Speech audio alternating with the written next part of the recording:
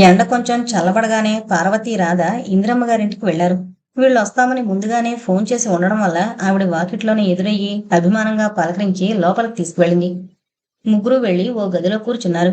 ఆ గదిలో ఓ మూలగా చిన్న చిన్న పీటలు, జంబుకానాలు పేర్చున్నాయి. వాటి వంకే చూస్తున్న పార్వతిని ఉద్దేశించి ఆవిడ నవ్వుతూ అంది.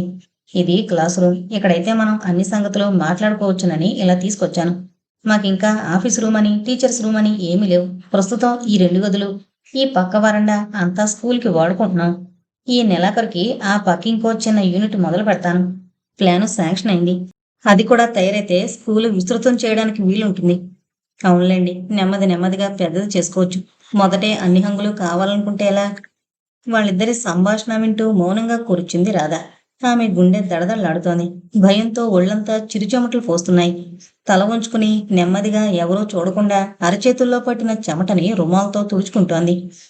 కొంతసేపు ఈ కబురు ఆ కబురు అయ్యాక, అయితే రాధని రేపటినుంచి రమ్మంటారా? అంది పార్వతి. అలాగే, రేపే అపాయింట్మెంట్ ఆర్డర్ కూడా టైప్ చేయించిస్తాను అంది ఆవిడ రాధ వంక చూస్తూ. థ్యాంక్ యూ అంది రాధ తన శక్తినంతా కూడదీసుకుంటూ. ఎస్ఎస్ఎల్సి సర్టిఫికెట్ ఉందమ్మా అంది ఇందిరమ్మ గారు ఎంతో ఆదరంగా. తెచ్చానండి అంటూ బ్యాగ్ తెరిచి ఆ సర్టిఫికెట్ ఆమె చేతికి ఇచ్చింది రాధ. ఆమె ఏదో మాట్లాడుతూ పుస్తకం తెరిచి మార్కులు చూస్తుంటే, మీరు మార్కులు చూడక్కర్లేదు. మా రాధ ఎప్పుడూ క్లాసులో అన్ని సబ్జెక్టుల్లోనూ ఫస్టే అంది పార్వతి చిన్నగా నవ్వుతూ. ఆవిడ అలా చూస్తూనే అదృష్టం అంది యథాలాపంగా. ఆ అదృష్టం అంతటితోటే ఆగిపోయింది. ఇప్పుడు నా అంతటి దురదృష్టవంతులు ఎవరూ ఉండరు అంది రాధ బాధాతప్త కంఠంతో. దెబ్బతిన్నట్లు తలెత్తి చూస్తుంది ఇందిరమ్మగారు. నువ్వలా అనుకోవద్దమ్మా. కొన్నాళ్ళు ఓపిక పట్టాలంతే. మళ్ళీ ఆ అదృష్టం నిన్ను వెతుక్కుంటూ వస్తుంది. నేను నీకు తల్లి లాంటిదాన్ని. నా ఆశీర్వచనం ఊరికే పోదు. నా మాట మీద నమ్మకం ఉంచి కొన్నాళ్ళు ధైర్యంగా ఉండు అంది ఆప్యాయత తొణికిసలాడుతుండగా. చల్లటి పన్నీటి జల్లు లాంటి ఆ సానుభూతి వాక్యాలకి రాధ కళ్ళల్లో నీళ్లు తిరిగాయి. ఏమో చెప్పబోయింది. కానీ పూడిపోయిన కంఠం అందుకు అవకాశం ఇవ్వకపోవడంతో మౌనంగా కళ్ళతోనే కృతజ్ఞత తెలుపుకుని మళ్ళీ తల వంచుకుంది. మిగతా టీచర్స్ ఏమైనా అనుకుంటారేమోనని తన భయం అంది పార్వతి ఆ ముగ్గురి మధ్య అల్లుకుపోయిన నిశ్శబ్దాన్ని భంగం చేస్తూ. ఎవరూ ఏమీ అనుకోరు. అతను పై చదువుకి విదేశాలకు వెళ్ళాడని చెబుదాం. అంతవరకు ఊరికే ఉండడం ఎందుకని రాధ ఉద్యోగం చేస్తుంది అనుకుంటారు. రాధా, నువ్వెప్పుడూ నవ్వుతూ సంతోషంగా ఉండాలి. వాళ్ళందరి ముందు ఇలా విచారంగా బాధపడుతున్నట్లు మాత్రం ఉండకు. దానివల్ల వాళ్ళందరికీ లేనిపోని అనుమానాలు కలగడమే కాకుండా నీకు కలగబోయే పాపాయి కూడా శ్రేయస్కరం కాదు. ఇదిగో పార్వతి, రాధ ఎప్పుడూ సంతోషంగా ఉండి వేళపట్న ఆహారం, విశ్రాంతి తీసుకునేలా చూసే భారం నీదే అంది. పరిస్థితిని అర్థం చేసుకుని ఓ ఉపాధి కల్పించి ఆదరించడానికి ఇష్టపడింది. అదే 10,000 అనుకున్న పార్వతికి, రాధకి ఆమె మాటలు అమిత ఆశ్చర్యాన్ని, ఆనందాన్ని కలిగించాయి. ఆ భావాలు వారి వదనాల్లో ప్రతిబింబించడంతో, నా మాటలు మీకు ఆశ్చర్యాన్ని కలిగిస్తున్నాయి కదూ. నేను చెప్పింది వింటే మీ సంశయం తీరిపోతుంది అంది రుద్ధకంఠంతో. ఆమె కళ్ళల్లో నీళ్లు తిరిగాయి. ఆమెలో కలిగిన ఈ హఠాత్ పరిణామానికి మరీ తెల్లబోయారు వాళ్ళిద్దరూ. కొద్ది క్షణాల తర్వాత ఇందిరమ్మగారే మొదలుపెట్టింది. అవసరం వచ్చింది కాబట్టి ఇప్పుడు మీకు చెబుతున్నాను. ఇది నాకు, మా వారికి తప్ప ఇంట్లో పిల్లలకు కూడా తెలీదు. నాకో చెల్లెలుండేది, సంధ్య అని. చాలా తెలివైంది, అందమైంది, చురుకైందిను. తను బిఏ పాస్ కాగానే పెళ్లి చేయాలని అమ్మ తొందర పెట్టింది. అయితే తన అందచందాలకి, తెలివితేటలకి తగినవాడు దొరక్క కాలేజీలు తెరవగానే ఎంఏలో చేర్పించారు నాన్నగారు. ఎప్పుడు సంబంధం కుదిరితే అప్పుడే మానిపించేయచ్చులే. ఇప్పుడు ఊరికే ఇంట్లో కూర్చోబెట్టడం దేనికి అంటూ అమ్మను సమాధానపరిచారు. ఆ ఎంఏ చదువుతుండగానే సంధ్యకొక అబ్బాయితో పరిచయం అయింది.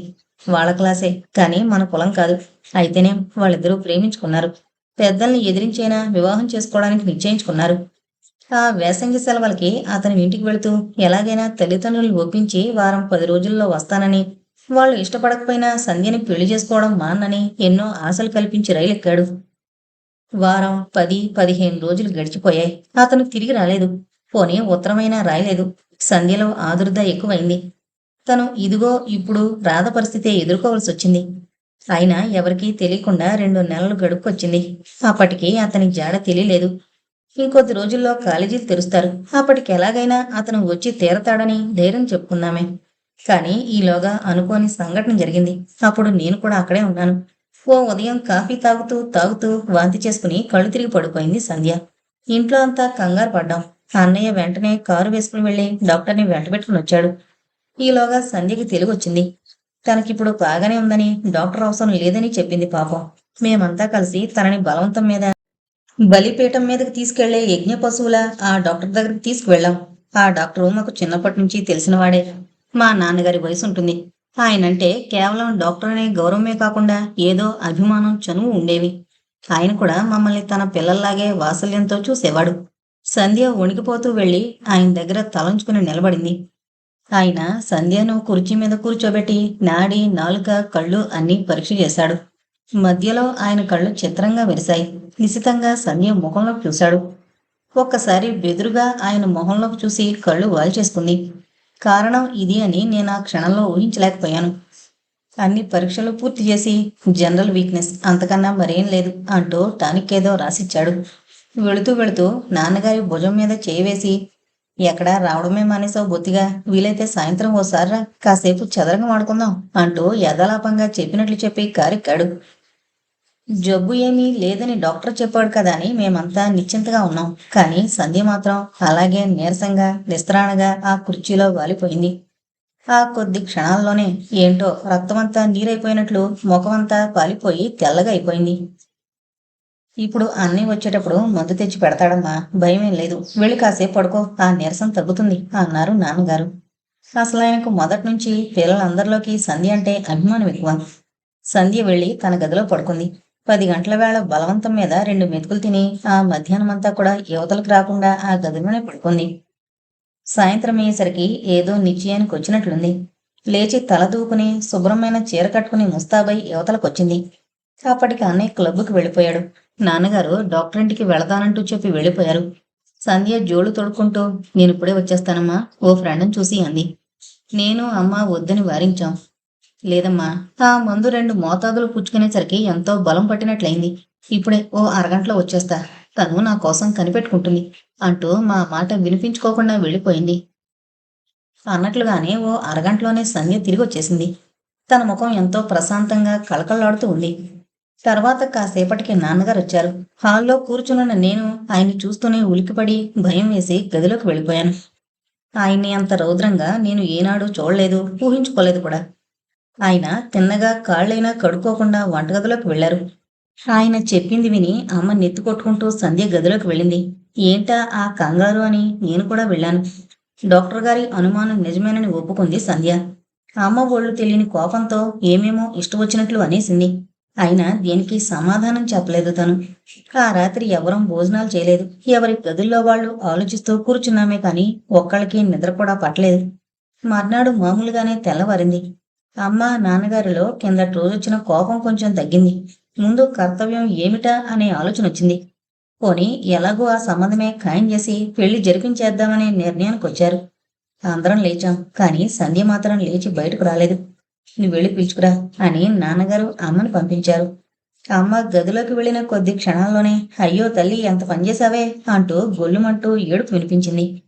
అందరం గదిలోకి పరిగెట్టాం. ఏముంది, సంధ్య నిశ్చలంగా నిర్మలంగా పడుకుని నిద్రపోతోంది. పెదవుల మీద చిరునవ్వు కూడా అలాగే ఉన్నట్లుంది.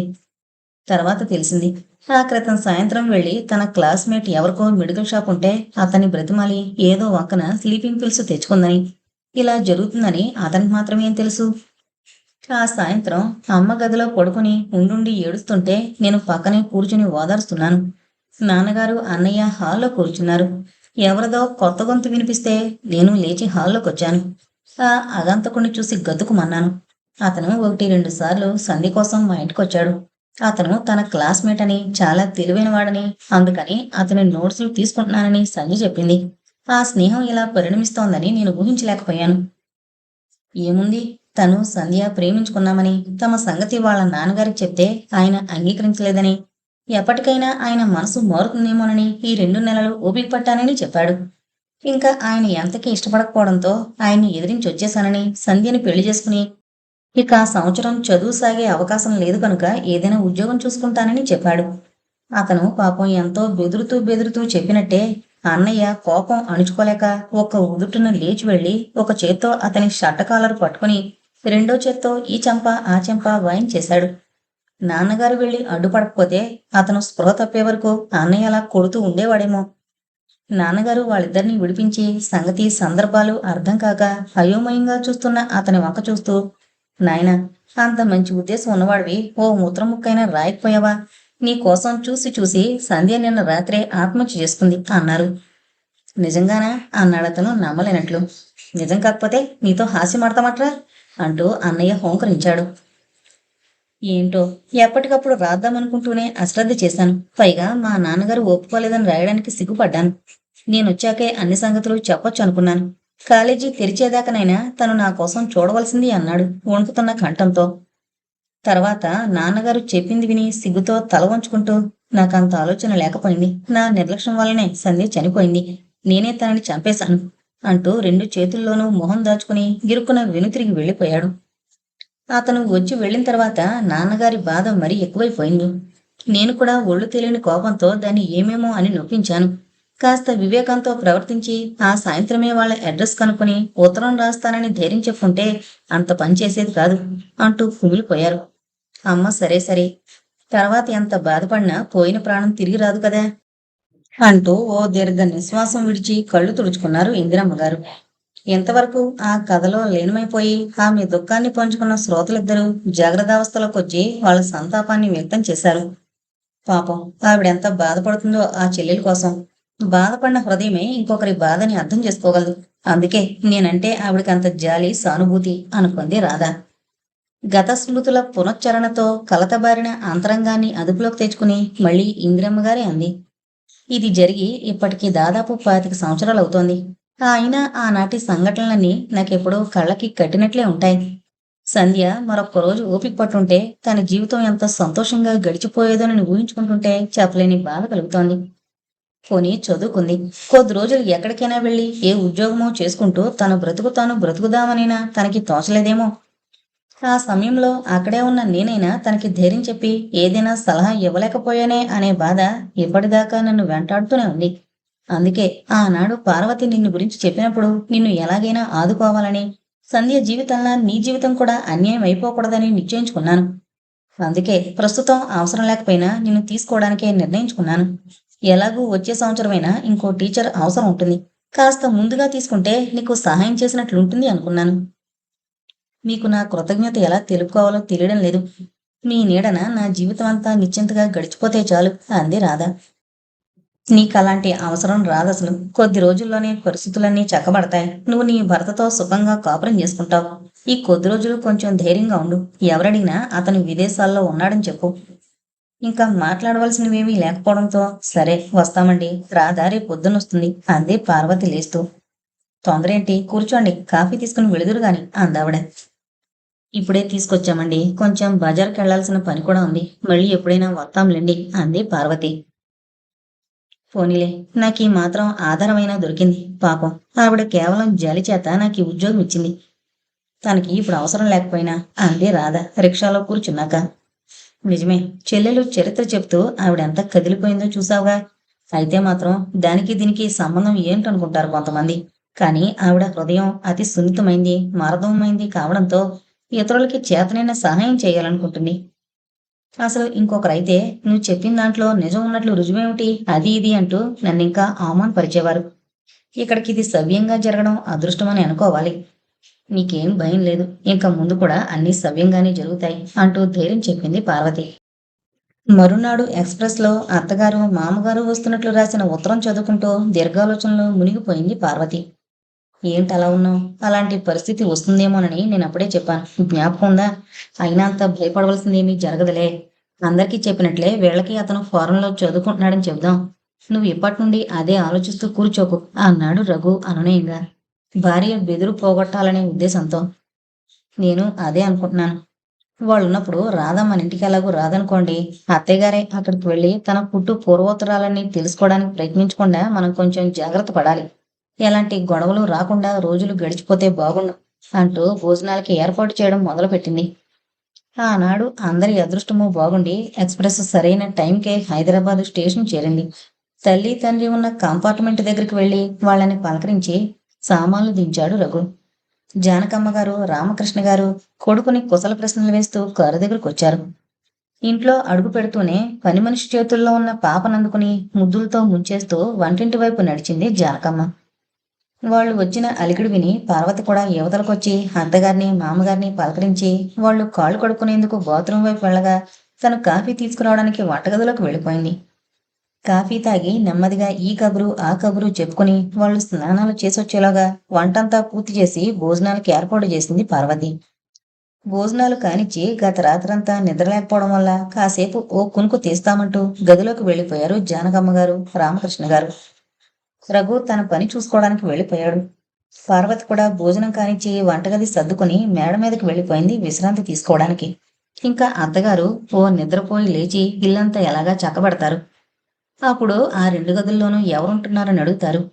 నేను చెప్పింది నమ్మి మరింకెలాంటి గొడవ చేయకుండా ఉంటే బాగుండు అని 1000 దేవుళ్ళకి మొక్కుకుంది. మధ్యాహ్నం 3 గంటలకే కిందకొచ్చేసి కాఫీ పలహారాలు తయారు చేయడంలో మునిగిపోయింది పార్వతి. అప్పుడే నిద్రలేచి తీరుబడిగా కబుర్లు చెప్పుకుంటున్నారు రామకృష్ణ దంపతులు వీధి వరండాలో కూర్చుని. వంటింటి దాకా వినిపిస్తోన్న ఆ లోకాభిరామాయణం మధ్యలో ఎవరు కావాలమ్మా అని అత్తగారు అడగడం. ఎవరూ అక్కర్లేదండి, నేను ఈ ఇంట్లోనే వెనకవైపు ఉంటున్నాను అని మెల్లగా రాధ సమాధానం చెప్పడం పార్వతి చెవిన పడింది. ఒక్కసారిగా ఆమెకి భయంతో సర్వాంగాలు కంపించినట్లయింది. ఎంతసేపు తను ఎదురు చూసిన భయంకరమైన క్షణం వచ్చేసింది. తనిప్పుడు ధైర్యంగా ఎంతమాత్రం తడబడకుండా అత్తగారు అడిగిన ప్రశ్నలన్నిటికీ సమాధానాలు చెప్పి ఆమెని తృప్తిపరచాలి. తను ఒకవేళ తెలీదని తప్పించుకున్నా ఆవిడ వదిలిపెట్టదు. తిన్నగా వెళ్లి రాధని ఆవిడికి కావలసిన వివరాలన్నీ అడుగుతుంది. అందుచేత అలాంటి అవకాశం ఆవిడికి కలగనివ్వకుండా తనే చాకచక్యంతో విషయమంతా కప్పిపుచ్చగలగాలి. ఒకే ఇంట్లో ఉంటున్నందుకు రాధని పలకరించకుండా ఎలాగూ ఉండదావిడ. ఈ సాయంత్రమే ఎప్పుడో ఓసారి తీసుకువెళ్లి రాధని పరిచయం చేయకపోతే బాగుండదు. ఇంకా తర్వాత ఆవిడ అస్తమానం రాధతో కబుర్లేసుకుని కూర్చోకుండా చూసుకోవాలి అనుకుంటున్న పార్వతికి వీధిలో భరతమాట వినిపించింది. అమ్మయ్య, ఆయన వచ్చేశారు. ఆయన ఎదురుగుండా ఉంటే ఏం చెప్పడానికైనా నాకు ధైర్యంగా ఉంటుంది అని తనకి తానే ఇంకోసారి ధైర్యం చెప్పుకుని ప్లేట్లలో పలహారం పెట్టి వాళ్ళని పిలిచింది పార్వతి. ఆ పక్క ఎవరికైనా అతికిచ్చారేమిటి? అతను ఎందులో పనిచేస్తున్నాడు అంటూ జానకమ్మ గారు పకోడీ నోట్లో పెట్టుకున్నారు. రఘు చటుకున్న తలెత్తి భార్య ముఖంలో చూశాడు.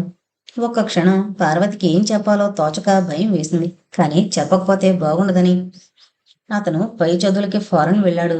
అతను వచ్చిందాకా ఊరికే ఉండడం ఎందుకని ఆ అమ్మాయి ఇక్కడే స్కూల్లో టీచర్ పని చేస్తోంది. పోనీ ఒక్కతే కదా అని ఆ 2 గదులు ఇచ్చాం అంది ఏమీ తొడకుండా. మనవాళ్లేనా అంది జానకమ్మ గారు. అవును. ఏ ఊరేంటి పాపం, ఒక్కతే ఇక్కడ ఉండి ఉద్యోగం చేసుకోవడం అంటే కష్టమే. అందులోనూ వట్టి మనిషిలా కూడా లేదు. సాయంత్రం స్కూల్ నుంచి కాబోలు వస్తుంటే చూశాను. పార్వతి గుండెలు దడదళ్లాడాయి. బెదురుతూ భర్త కళ్ళలోకి చూసింది. ఏదోటి నువ్వే చెప్పేశాయి అన్నట్లు కళ్ళతోనే సంజ్ఞ చేశాడతను. కష్టమేమిట్లేండి, ఓ 10 మంది చిన్నపిల్లలకి పాఠాలు చెప్పడమేగా. పురిటి రోజుల నాటికి సెలవు పెట్టి వెళ్ళిపోతుంది. ఈ 2-3 ఏళ్లు ఒట్నే కూర్చుంటే ఏం తోస్తుంది చెప్పండి. ఏదో కాలక్షేపంగా ఉంటుందని చేరింది. నిజమేలే, జీతం రాళ్ళు చేదా ఏమిటి? ఈ రోజుల్లో చదువుకున్న ఆడవాళ్ళందరూ ఉద్యోగాలకు ఎగబడుతున్నారు, ఎక్కడో నీలాంటి వాళ్ళు తప్ప. అయితే మనవాళ్ళన్నావు కదూ, ఇంటి పేరేమిటి? పార్వతికి ఒక్కసారి తన పాదాల కింద భూమి కుంగిపోతున్నట్లు అనిపించింది. తను ఎంత తప్పిద్దామన్నా సంభాషణ అక్కడికే తీసుకొస్తుంది ఆవిడ. తర్వాత ఎలా జరిగితే అలా జరుగుతుంది. ఇప్పుడు ఏదో ఒకటి చెప్పి తీరాలి అనుకుంటూ తన నోటుకొచ్చిన పేరు చెప్పేసింది. ఆహా, అలాగా, ఏ ఊరు అంది జానకమ్మ గారు ఆసక్తిగా కోడల వంక చూస్తూ. ఊరి పేరు విన్న ఆవిడ మొహం ఇంత చేసుకుని ఆ ఊళ్ళో ఎవరి తాలూకా అమ్మా అంది సంబరపడుతూ. పార్వతి చెప్పిన వివరాలు విన్న ఆవిడ ముఖంలో రంగులు క్షణంలో మారిపోయాయి. ఏంటి, ఈ అమ్మాయి మా దుర్గాంబ చిన్న కోడలా అంది ఇంచుమించు గర్జిస్తున్నట్లు. పార్వతి అయోమయంగా అత్తగారి వంక చూసింది. ఆవిడ ఓసారి నెత్తి కొట్టుకుని, అయ్యో రాత, దాని మొగుడు ఎక్కడికో వెళ్ళడం ఏమిటి, అది ఇక్కడ ఉద్యోగం చేయడం ఏమిటి, ఎంత బాగా నాటకం ఆడిందర్రా, మీరు దాని మాటలు నమ్మి బుట్టలో పడిపోయారు అంది ఏదో పెద్ద రహస్యాన్ని కనుగొన్నట్లు. వాళ్ళు మీకు తెలుసా అంది పార్వతి జారిపోతున్న శక్తినంతా కూడ తీసుకుని. తెలియడమేమిటి, ఆ దుర్గాంబ నా మేనత కూతురే. దానమ్మమ్మ మా బామ్మ స్వయాన అక్క చెల్లెళ్ళు. ఇప్పుడంటే పెద్దవాళ్ళం అయిపోయాక రాకపోకలు తగ్గిపోయి అభిమానాలు పోయాయి. కానీ చిన్నప్పుడు అది నేను ఒక కంచంలో తిని ఒక మంచం మీద పడుకున్న వాళ్ళమే. పెళ్లిళ్ళై కోపరాలకు వెళ్ళాక తరచూ కలుసుకోవడానికే వీలుండేది కాదు. ఇదిగో ఆ మధ్య 2 ఏళ్ళయిందనుకుంటాను, దాని చిన్న కొడుకు లారీ కింద పడి చచ్చిపడంటే ఓసారి వెళ్ళి పరామర్శ చేసి వచ్చాను. అప్పటికి కోడలు వాళ్ళతో పుట్టింటికి వెళ్ళిపోయిందిలే. అయితే ఆ అమ్మాయి పుట్టిల్లు మీ ఊరేనట. మా దుర్గమ్మ చెప్పింది. నీకు తెలీదా? అంది జానకమ్మ గారి విస్తుపోతూ బొగ్గలు నొక్కుకుంటూ. పార్వతి దగ్గర నుండి సమాధానం ఆశించకుండానే, నిజమేలే, ఏం తెలుస్తుంది, ఒక ఊరైతే మాత్రం. తెలియదు కాబట్టే ధైర్యంగా వచ్చి మిమ్మల్ని ఇల్లడిగింది. నిజానిజాలు ఎవడికి తెలుస్తాయిలే. మొదట్లో తెలియక ఇస్తే ఇచ్చారు కానీ వెంటనే వెళ్ళగొట్టేయండమ్మా, లేకపోతే పన్నెండు మీ సంసారంలో కూడా చిచ్చు పెట్టగలదు అని ఆవిడ ఏమాత్రం సంకోచం లేకుండా అనిస్తుంటే రఘు పార్వతులకి మనసు చివుకుమంది. కన్న కొడుకు మనసు ప్రవర్తన తెలుసుండి అంత నీచంగా ఊహించి ఆ భయాలు పైకి ఎలా వ్యక్తం చేయగలుగుతుంది అనే భావం ఇద్దరిలోనూ కలిగింది. క్రోధావమానాలతో అంతరంగం ఉడికిపోతుంటే చెప్పడానికి మాటలే దొరకనట్లు అత్తగారికి ఎలాంటి సమాధానం ఇవ్వకుండా మౌనంగా నిలబడింది పార్వతి. ఆమెకి అత్తగారంటే అదివరకైనా మంచి అభిప్రాయం, అభిమానం ఏమీ లేవు. ఈ సంభాషణతో ఆమంటే ఒక విధమైన ఏహభావం కూడా తలెత్తింది. చూడమ్మా, నేనిలా అనుకుంటున్నానని ఏమి అనుకో. రఘు బుద్ధిమంతుడే, నాకు తెలుసు. ఆయన రోజులు ఎలా మారతాయో మనం చూడొచ్చామా? నీ ఇంటిని కాపాడుకోవాల్సిన బాధ్యత నీ మీదే ఉంది. ఇంత చదువుకున్నావు కానీ కొంచెమైనా దూరం ఆలోచించకుండా దాని మాటలు నమ్మి ఇళ్ళలో ఇచ్చావో అర్థం కావడం లేదు. ఇప్పుడైనా మించిపోయిందేం లేదు. వేరే ఇల్లు చూసుకోమని వెంటనే వెళ్ళిపోమను. మా అత్తగారు వాళ్ళు వచ్చారు, మాకే ఇల్లు చాలం లేదని చెప్పు. నీకు మొహమాటంగా ఉంటే నేనే చెప్తాను అంది జానకమ్మ గారు కోడలను ఉద్దేశించి. పొంగి వస్తున్న అభిమానం, ఆవేశం ఆమెనింక మౌనంగా ఉండవలేదు. లేదత్తయ్య గారు, రాధ అలాంటిది కాదు. చిన్నప్పటి నుండి నాకు తెలుసు. తన మొదటి భర్త పోయిన సంగతి కూడా నాకు తెలుసు. తను ఈ మధ్యనే మళ్ళీ పెళ్లి చేసుకుంది. అతనే విదేశంలో ఉంటున్నాడు. అతని ఊరు పేరు కూడా నాకు చెప్పింది. నాకే సరిగ్గా జ్ఞాపకం లేదు. పాత అలవాటు చొప్పున మీతో అలా చెప్పేశాను అంది. వేణుగోపాలరావు ఇంటి పేరు, ఊరు వివరాలిస్తే కరం కొద్దీ వాళ్లతో కూడా ఈవిడికేమైనా బంధుత్వం ఉంటే కొంప మునుగుతుందనే భయంతో. అదా సంగతి, అయితే నీకన్నీ తెలుసన్నమాట అంది. ఆ మాటలో నమ్మలేనట్లు కోడలకేసి అదోలా చూస్తూ.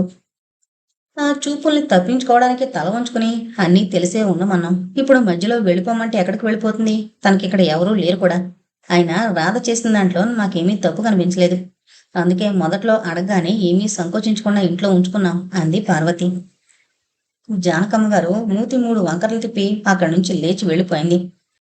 కోడలికి స్నేహితురాలనట్టుగా, ఇంకా మీకిష్టమే పెట్టుకున్నప్పుడు మా పెత్తనమే ఉందిలే. ఏదో పెద్దవాళ్ళం, కాస్త మంచి చెడ్డ తెలిసిన వాళ్ళం కనుక మాకు తోచింది చెప్పబోతాం.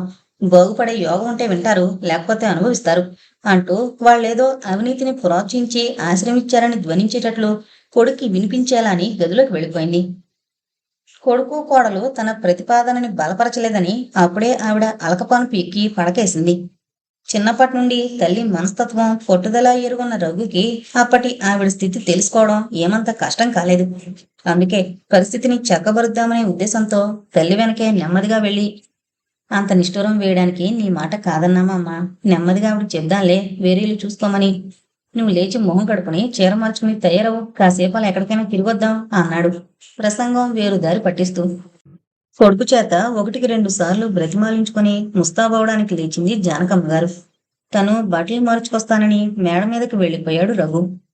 కిన్న వదనంతో తన కోసమే ఎదురు చూస్తూ గదిలో నిలబడున్న భార్యని చూడగానే ఏవేవో భావాలు హృదయాన్ని ఆవరించుకోగా ఒక క్షణం తప్పు చేసిన వాళ్ల గుమ్మంలోనే ఆగిపోయాడు. భర్త మనస్థితి గ్రహించిన పార్వతి తనే రెండడుగులు ముందుకు వేసి, నిన్ను క్షమించండి. అనాలోచితంగా నేను చేసిన పనికి మీరింతగా అవమానింపబడతారని నేను అనుకోలేకపోయాను. కన్న తల్లయుండి చిన్నప్పటి నుండి మీ ప్రవర్తన ఎరుగుండి ఆవిడంత నీచంగా ఎలా ఆలోచించగలిగారో, నిస్సంకోచంగా ఆ మాట పైకి ఎలా అనేశారో నాకు అర్థం కావడం లేదు. ఆనాడే మీ మాట విని రాధని వేరే ఎక్కడైనా ఇల్లు చూసుకోమంటే బాగుండేదే అంది తల వంచుకుని. రఘు మృదువుగా ఆమె తల పైకెత్తి ఆప్యాయంగా ఆమె కళ్ళలోకి చూస్తూ, అమ్మ సంగతి నాకు చిన్నప్పటి నుంచి తెలిసిందే కదా. ఎంత మాటైనా అనడానికి ఆవిడ కొంచెం కూడా వెనక ముందు చూడదు. ఆవిడన్న దాంట్లో నిజం లేకపోయినా సరే, దానివల్ల ఎదుటి మనిషి ఎంత బాధకు గురైనా సరే ఆవిడ లెక్క చేయదు. అందుకే ఆవిడ మాటలకి బాధపడడం ఏనాడో మానేశాను. కానీ ఆవిడ నాటిన అనుమాన బీజం నీలో పాదుకుని మొలకెత్తి కొమ్మలు రెమ్మలు వేస్తుందేమోననేదే నా భయం అంటుంటే పార్వతి అతని హృదయం మీద వాలిపోయి, అంత మాట అనకండి. మీ మంచితనాన్ని ఎన్నడూ అపార్థం చేసుకోను నేను, నన్ను నమ్మండి అంది కన్నీళ్లు నిండిన కళ్ళతో భర్త ముఖంలోకి చూస్తూ. అభిమానం అనురాగంతో హృదయం నిండిపోగా రఘు మౌనంగా ఆమె తలనిమిరి కన్నీరొత్తుతుంటే, ఇంకా అవలేదా అబ్బాయి అంటూ కంచుగంటల కింద నుంచి జానకమ్మ గారి గొంతు వినిపించింది. చిన్నగా నవ్వుతూ భర్త కళ్ళలోకి కొంటిగా చూసింది పార్వతి. అయిపోయిందమ్మా, వచ్చేస్తున్నా అంటూ తల్లికి సమాధానం చెప్పి చేతుల్లో ఉన్న పార్వతిని వదిలేసి బట్టలు వేసుకుంటూ, నేను కాసేపు వాళ్ళని ఎక్కడికైనా తీసుకువెళతాను కానీ నువ్వోసారి వెళ్ళి రాధని పలకరించిరా పాపం. అమ్మ అన్న మాటలన్నీ వినిపించాయేమో కూడా. ఏమీ బాధపడవద్దని చెప్పి క్షమార్పణ కోరుకో. ఇంకో సంగతి, ఆవిడ నెమ్మదిగా ఎక్కడైనా ఇల్లు చూసుకుంటేనే మంచిదేమో. ఒకసారి ఆవిడ మీద దురభిప్రాయం అంటూ కలిగాక అమ్మ ఇంతటితో వదిలిపెట్టదు. రోజు ఏదో ఒకటి అంటుంటే వినడానికి మనకే కష్టంగా ఉంటుంది. ఇంకా ఆవిడికి ఎంత బాధగా ఉంటుందో చెప్పు. అలాగని మనం ఊరుకోలేక అమ్మకి ఏదైనా సమాధానం చెప్తే మన కుటుంబంలో కలతలు రావడం తప్ప వేరే ప్రయోజనం ఏమీ ఉండదు అన్నాడు. తను ఎక్కడున్నా మన సహాయం తనకి తప్పకుండా ఉంటుందని చెప్తాను. నేను మధ్య మధ్య వెళ్లి చూసి వస్తుంటాను అంది పార్వతి రఘు విడిచిన బట్టలు స్టాండ్ మీద సర్దుతూ. కొడుకు కోడలు ఒకరి పక్కగా ఒకరు ఇంచుమించు చట్టాపట్టాలు వేసుకున్నట్లు మేడ దిగిరావడం చూసిన జానకమ్మ గారి కళ్ళు బొగ్గును మండిపోయాయి. ఇంకా ఈవిడ గారు తెమ్మలేదల్లా ఉందే అంది చిరచిరలాడుతూ. తను రాదమ్మా, ఇంకా వంట పని అది ఉందిగా, మనం వెళదాం. నాన్నగారు సిద్ధంగా ఉన్నారా? ఆ ఆయన తెమిలి ఏ జాము అయింది, నీకోసమే చూస్తూ వాకిట్లో కూర్చున్నారు అంది కొరకొర కోడల వంక చూస్తూ. ఊరంతా అది వరకు చూసిందే కదా, ఏదైనా సినిమాకి వెళదాం అంటూ కొడుకుని అనుసరించింది జానకమ్మ గారు. బ్రతికించావు తల్లి. ఎప్పుడొస్తారో అని నేను బెదురుతూ కూర్చునక్కర్లేకుండా రాధతో మాట్లాడుకోవడానికి రాత్రి 9:30 దాకా గడువిచ్చావు అని మనసులోనే అత్తగారికి కృతజ్ఞత తెలుపుకుంది పార్వతి. తలుపు చప్పుడు విని కళ్ళు తుడుచుకుని లేచి వెళ్లి తలుపు తీసింది రాధ. పార్వతి మౌనంగా లోపలికొచ్చి తలుపులు దగ్గరగా వేసింది. కొద్ది క్షణాలు నిశ్శబ్దంగా గడిచాయి. ఇంత క్రితం మా ఇంట్లో జరిగిన గొడవంతా వినిపించే ఉంటుంది. ఆవిడైనా ఏదో సర్దుకుపోతారనుకున్నాను కానీ ఎదుటి మనిషిని ఎంతగా అవమానిస్తారని ఊహించినైనా లేకపోయాను. నన్ను క్షమించి రాదా. నిన్ను పిలిచి ఇంట్లో పెట్టుకుని చెప్పు తీసి కొట్టినట్లు చేశాం చివరికి అంది పార్వతి రాధ రెండు చేతులు పట్టుకుని. ఎంతవరకు నిగ్రహించుకున్న దుఃఖం ఒక్కసారి పొంగి పొరలినట్లయింది. ఆ చేతుల్లో అలాగే వాలిపోతూ పార్వతి భుజం మీద తలాంచి ఆ దుఃఖోద్వేగం ఉపశమించేదాకా రోధించింది రాధ. నా మాటకేం, నన్ను గురించి ఆవిడ అంత నీచంగా ఊహించుకుంటున్నారే అన్న బాధ కన్నా మీరు కూడా అవమానాల పాలు కావాల్సి వచ్చిందనేదే నన్ను ఎక్కువ బాధిస్తోంది. నన్ను తోబుట్టులాగే ఆదరిస్తున్నారనే సంతోషం సంతృప్తి తప్పిస్తే అసలు ఇలాంటి అనుమానానికి ఆస్కారం ఉంటుందనే విషయమే నాకు తట్టలేదెన్నాళ్ళు. నా గురించి మీ కుటుంబంలో కూడా కలతలు రావడం నేను సహించలేను. నా బ్రతుకు నడి సముద్రంలో నావలా ఉన్న స్థితిలో నన్ను ఆదరించావు. మీ మేలు ఎప్పటికీ మరిచిపోను. ఇప్పుడు నాకు బ్రతుకు తెరువు దొరికింది. బ్రతికి తీరాలనే ఆకాంక్ష, బ్రతకగలననే ఆత్మవిశ్వాసం కలిగాయి. నేను ఇంకెక్కడైనా ఇల్లు చూసుకుని వెళ్ళిపోతాను 1-2 రోజుల్లోనే అంది. నేను అదే చెప్దాం అనుకుంటున్నాను. ఈవిడ ఇలాగే రోజుకో రకంగా గొడవలు చేస్తుంటే భరించడం నీకు మాకు కూడా కష్టమే. ఎక్కడున్నా మా సహాయం నీకెప్పుడు ఉంటుంది. ఇలా చెప్పవలసి వచ్చినందుకు నాకెంతో సిగ్గుగా ఉంది. నీకు ఇచ్చిన మాట చివరిదాకా నిలబెట్టుకోలేకపోయినా మా ఆసక్తతకి మన్నించు. ఇందులో నువ్వు సిగ్గుపడవలసింది ఏమీ లేదు. నీకు చేతనైందంతా చేసావు. ఇంకా నా దురదృష్టమే నన్ను వెంటాడుతూ ఈ మాత్రం ప్రశాంతంగా బ్రతికే అవకాశం కూడా లేకుండా చేస్తోంది. కొత్త ఇంట్లో కొత్త వాతావరణంలో ఇంకా ఎన్ని చిక్కులు పడాల్సి వస్తుందోనని తలుచుకుంటేనే ఒళ్ళు జలదరిస్తోంది. అయినా ఏది ఎలా జరగాలో అలా జరుగుతుంది. నువ్వేమీ బాధపడకు అని రాధే పార్వతికి ధైర్యం చెప్పింది. అలాగని తొందరపడి ఏదో ఇల్లు కుదుర్చుకోకు. అన్ని విధాలా అనుకూలమైన ఇల్లు దొరికేదాకా ఇక్కడే ఉండు. మరేం పర్వాలేదు. అన్నట్లు మీ ఇందిరమ్మ గారు కట్టించిన కొత్త బ్లాకుల్లో క్లాసులు పెట్టారా అంది చట్టుకుని ఏదో జ్ఞాపకం రాగా. ఇంకా అంతమంది పిల్లలేరి వచ్చే సంవత్సరం దాని అవసరం రావచ్చు. అయినా ఇంకా కొన్ని పనులు కూడా ఉండిపోయినట్లున్నాయి. ఎందుకు ఇలా అడిగావు? అది నాకు ఇస్తారేమోనన్నా. అవును, ఏం? అది వాళ్ళకి కావలిస్తే అప్పుడే నువ్వు ఇంకో ఇల్లు చూసుకోవచ్చు. 2 గదులు బాత్రూమ్ అవి ఉన్నాయిగా. పోనీ అడిగి చూస్తే సరి, వెళదాం పదా అంది పార్వతి. నువ్వు కూడా ఎందుకు? మళ్ళీ అదో గొడవ రావడానిక? నేను ఒక్కదాన్ని వెళ్ళి కనుక్కుంటానులే. మరేం భయం లేదు. అన్ని సంగతులు మాట్లాడడానికి నాకు వీలుగా ఉండాలని వాళ్ళని ప్రయాణం చేసి తీసుకుపోయారు. మా అత్తగారికి సినిమా మీద మనసు పోయింది. అందుకే మనకి కావలసినంత వ్యవధి అని లేచింది పార్వతి. పార్వతి చెప్పిందంతా విని నిర్ఘాంతపోయింది ఇందిరమ్మ గారు. అసలు మీరిద్దరూ ఈ వేళప్పుడు రాగానే ఏదో విశేషం ఉంటుందనుకున్నాను. ఉంటారమ్మా అలాంటి మనుషులు కూడా. వాళ్ళకి నచ్చ చెప్పడానికి ప్రయత్నించి ఏం లాభం లేదు. ఆ బ్లాకు తయారైపోయిందిలే. దాని అవసరం వచ్చినప్పుడు చూసుకోవచ్చు. అంతదాకా రాదు ఉండడానికి నాకేమీ అభ్యంతరం లేదు. కాకపోతే చిన్న చిన్న పనులేవో ఉండిపోయాయి. పనివాళ్ళు వచ్చినప్పుడు కాస్త ఇబ్బందిగా ఉంటుందనుకో, దానికేం సర్దుకోవచ్చు. మొన్ననే మంచి రోజు చూసి ఆ గదులు కడిగించి కాసిని పాలు పొంగించాం. ఇప్పుడే వచ్చి అందులో చేరొచ్చు అందావిడ. పార్వతి రాధ మొఖాలు చూసుకున్నారు. ఇదేదో రుణానుబంధమే అన్న భావం కలిగింది వారికి. అవును పార్వతి, మళ్ళీ మీ వాళ్ళు వచ్చేలోగా మీ ఇల్లు ఖాళీ చేసేస్తే బాగుంటుందేమో. ఉన్న సామాన్లో సగం పైగా నీదే కదా. మిగతాది ఓ 2-3 రిక్షాల్లో సరిపోతుంది. ఎలాగో త్వరగా సర్దుకుని వచ్చేస్తాను అంది రాధ. పార్వతి ఏ మాట చెప్పేలోగానే సరే అలాగే చేద్దాం పద. నిన్ను మళ్ళీ ఇక్కడ దిగబెట్టి నేను ఇంటికి వెళ్ళిపోతాను అంటూ పార్వతి లేచింది. మళ్ళీ నువ్వు రావడం ఎందుకు? నేనొక్కదాన్ని రాగలను. నీకింట్లో బోల్డు పని అది ఉంది కూడాను. నాకు ఈ మాత్రం తృప్తైనా ఉండని. నువ్వేమీ అభ్యంతరం పెట్టకు. ఆ కాస్త వంట వాళ్ళు వచ్చేసరికి చేయలేకపోన్లే అంది పార్వతి. పార్వతి బాధపడుతోందని గ్రహించిన ఇందిరమ్మ గారు, సరే నీ ఇష్టం. నీకు ఆ మాత్రం బాధ ఉండడం సహజమే. మేమందరం వద్దని చెప్పినంత మాత్రాన పోయేది కాదు అంది. ఓ గంటలో వచ్చేస్తామని చెప్పి రాధ పార్వతి ఇంటి ముఖం పట్టారు.